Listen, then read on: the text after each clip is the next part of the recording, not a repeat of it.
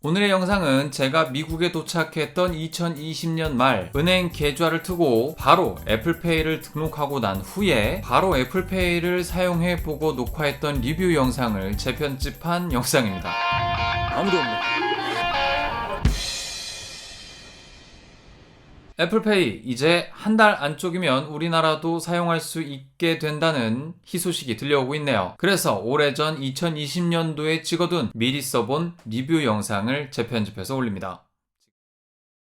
자, 애플페이를 설정하게 된 계기, 애플페이를 여기 와서도 설정할 생각을 미처 못했어요. 이유인즉슨 할 게 너무 많아. 수도 터야 되지, 전기 터야 되지, 통신 터야 되지, 인터넷 터야 되지, 거기다가 짐 정리해야 되지, 아무 생각이 없다가 계좌를 트게 됐어요. 계좌를 트는 과정들을 진행하는 와중에 사무를 보시던 분이 이렇게 말씀을 하시는 거예요. 체크카드가 나오기 전에 여러분들은 이 가상카드를 통해서 경제활동을 할 수 있다라는 이야기를 하는 겁니다. 어떻게 그것이 가능합니까? 라고 했더니 너의 그 휴대폰에 월렛이라는 앱이 있지 않냐. 그래서 오케이 있다. 그래가지고 월렛에 넣어주겠다 라는 이야기를 하는 겁니다. 그래가지고 애플 월렛으로 다운을 받았죠. 그래서 이제 애플페이까지도 연동을 다 시켰습니다. 애플페이로 활성화시키는 작업까지 전부 다 팔로우업이 되더라고요. 그래서 갑자기 이제 가슴이 이제 웅장해지기 시작하는 겁니다. 드디어 그렇게 오매불망 바람하지 않았던 그 애플페이를 내가 사용할 수 있게 되었다는 거죠. 그러고 나서 이제 가장 처음 사용했던 사용처가 바로 이케아였어요. 뭐 이것저것 사가지고 이제 $89 정도가 나왔습니다. 오케이, 여기가 바로 내 애플페이를 첫 번째 결제할 장소구나 라고 생각을 해서 이렇게 자꾸 두 번 클릭하면 바로 이렇게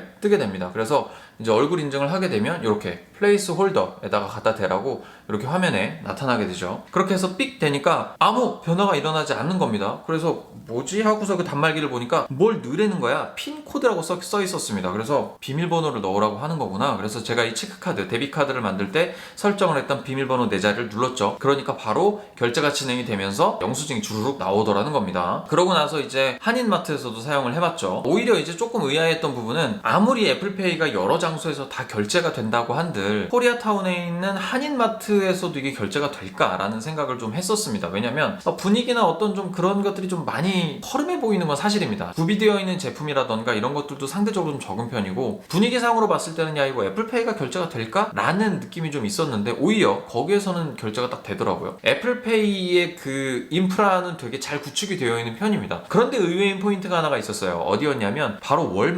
월마트에서는 이 애플페이가 결제가 안 되더라고요. 되게 당황을 했습니다. 생필품 사고 식품 사고 결제 금액 한 $250 정도가 나왔어요. 우리나라 돈으로 따지면 뭐 한 대충 30만 원 정도 금액이 나온 거죠. 물론 현금도 들고는 있었어요. 또 결제할 수 있는 카드도 있었고요. 이걸 결제하려고 이제 애플페이를 활성화시켜서 단말기가 띡 하고 갖다 댔단 말이야. 근데 아무 반응이 없는 거야. 그래서 점원한테 물어봤지. 이거 애플페이 되냐 여기서? 그랬더니 점원이 이렇게 하더니 딴 사람한테 가는 거야. 그 점원은 초보였어. 그래서 다른 분한테 딱 가서 물어보더니 여기서는 애플페이가 안 된다고 하더라고요. 그래서 그때는 뭐 현금으로 결제를 하고 이렇게 나오긴 했는데 진짜 의외의 포인트였습니다. 근데 나중에 알고 보니까 월마트 같은 경우에는 월마트 자체 페이 시스템을 쓰도록 장려를 하고 있었습니다. 애플페이를 여러 가지 포인트에서 사용해 볼 수 있었으면 좋았을 테지만 안타깝게도 이제 제가 대중교통 같은 경우는 많이 이용을 하지 않습니다. 제가 살고 있는 동네는 심지어 하루 종일 다니면서도 교통버스를 본 적이 없어요. 대중교통을 쓸 일이 없었어요. 그래서 이렇게 쭉 사용을 해본 결과 일단 카드 등록 절차부터 굉장히 편리함을 자랑을 합니다. 카드 넘버 이제 16자리와 만료일 그리고 이제 CVV 코드를 이렇게 입력을 하면 대부분 모든 쇼핑몰 등에서 사용이 가능합니다. 온라인 결제들이 다 가능해요. 그러니까 애플페이도 이러한 시스템에 편성을 해서 손쉽게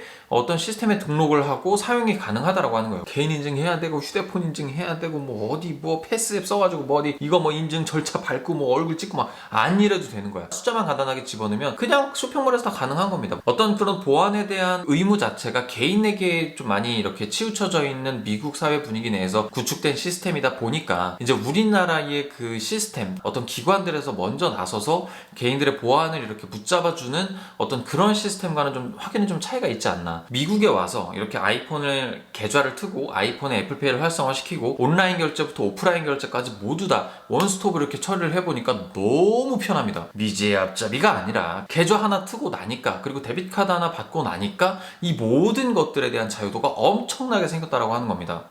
그리고 또 한 가지 느낀 점은 이 애플페이라고 하는 시스템이 한국에는 아마도 영영 못 들어오지 않을까 라는 생각도 살짝 좀 해봤습니다. 아마 들어오려면 이제 2025년쯤 아마 들어오지 않을까. 네, 오늘의 에피소드는 여기까지입니다. 뭐 여러 가지 좀 경험을 해봤고 여러 가지 느낀 점들을 여러분들께 좀 썰을 풀어봤습니다. 여러분들이 이 컨텐츠에 쏟은 이 10분의 10분여의 시간이 즐거우셨기를 바랍니다.